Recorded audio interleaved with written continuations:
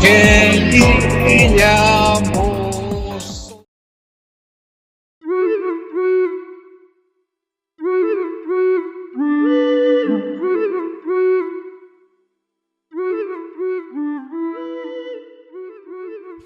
Na ką, koalicija sudaryta. Aš kaip premjeras Gintaras Piluckis paspausiu mygtuką ir mes išpildysim visus rinkėjams duotus pažadus.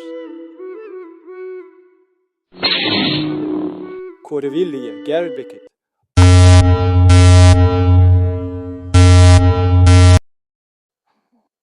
O, Gauris, ne to tikėjausi, bet nesureikšmins.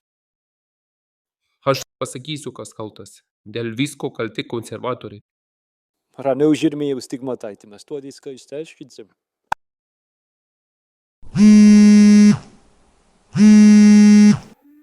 Klausau? Bet man davoščia. Mano kodešas sako, kad kiši rankas prie mūsų koalicijos. Sako, jūs arba žydai trukdate ištaisėti rinkėjams duotus pažadus. Kas čia nesąmonės kalbė, ar pats save girdi? Bet jau Žirmėjus sakė.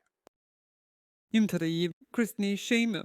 Gali pasakyti, kad po 4 metų galėsi išsirinkti kitus, o man jau metas. O jie profesoriui kai nepatiks. Ală, Centrul Cascos Kodiev skandalam pagalbos lygyje. Centrukas, čia pat rankų mėsa. Turim bėdą. Stigmataitis žino apie mūsų sąmokslą su žydais. Netrukus ir apie Sorošą išsiaiškins. Reikia daryti suvažiavimą. O dabar baigiu galbūt mūsų klausomasi.